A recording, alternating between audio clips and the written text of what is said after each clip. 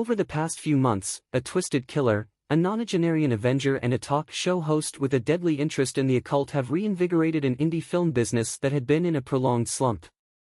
The success of movies like Longlegs, Thelma, and Late Night with the Devil have helped a sector of the entertainment industry, crushed by COVID, strikes, and streaming, mount a box office comeback. And while it's a long way from the arthouse heyday of the 1990s and early aughts, the turnaround is impressive.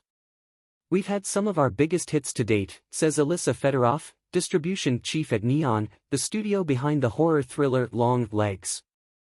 And that's because we've taken bigger bets on bigger budgeted films that have the potential to reach a much wider audience. Glenn Bassner, CEO of Film Nation, agrees that the picture has grown brighter, particularly when it comes to making new movies. It feels like we've turned a corner, he says. Filming is ramping up again.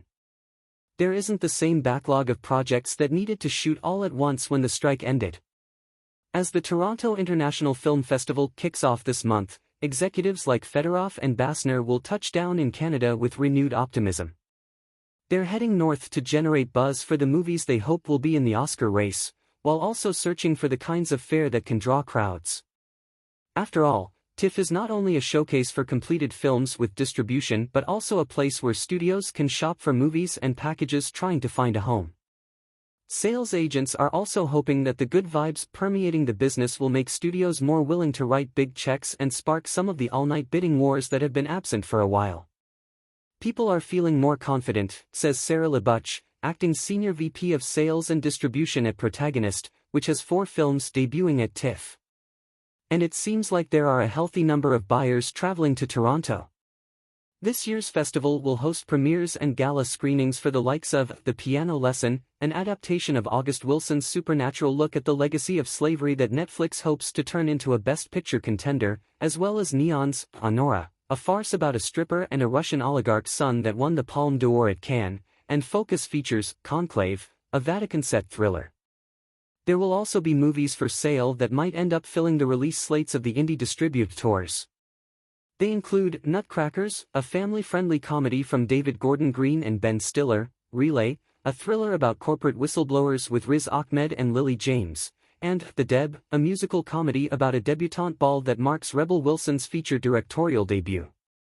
Sales agents and producers believe that things are finally getting back to normal, though it's been a long journey to re-establish a sense of equilibrium. First, COVID shuttered cinemas for much of 2020 and brought the industry to a standstill. Then, just as theaters reopened and filming resumed, the actors and writers' strikes shut down productions for the bulk of 2023. Last year, many of the executives and producers who boarded planes to the festivals were weighed down by dread. It seemed as if the disruptions of a pandemic and labor strife would prove cataclysmic. Independent filmmaking is challenging enough in the best of times, so when big, disruptive events happen, it really throws everything into disarray. Labuch says, this year, there's still anxiety about where the business is headed and whether the box office rebound can be maintained, but it isn't crippling. Part of the reason for the renewed optimism is that the indie film business looks very different from the one that existed before the pandemic. In those days, historical dramas, documentaries and films from international auteurs dominated arthouse cinema. Those films tended to be geared toward older audience members, who haven't returned to theaters in the same numbers since the COVID shutdowns. That's led some indie labels to reassess their strategies. They still focus on producing the adult-oriented films that major studios have rejected in favor of animated adventures and superhero franchises aimed at kids and teens. Yet, they're ditching the corsets and cummerbunds that were synonymous with arthouse cinema for something edgier, aimed at younger audiences. That means more thrillers, more horror films and more movies that defy easy categorization. The new specialty film is much more friendly to genre and youth, says Scott Schumann, head of AMC Network's film group, which released the horror film Late Night with the Devil.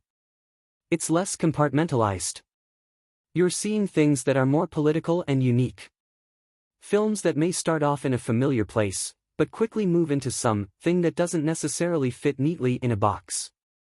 Still, ticket sales haven't returned to their pre-pandemic levels, and there have been some notable indie failures, such as I Saw the TV Glow, Lisa Frankenstein, and Ezra. But the string of cost-effective films that have connected prove that this new approach to specialty content is starting to pay off. Late Night with the Devil, made for a pittance, nabbed $15.2 million globally. Meanwhile, Thelma, an action comedy with 94-year-old June Squibb as a grandma in hot pursuit of phone scammers.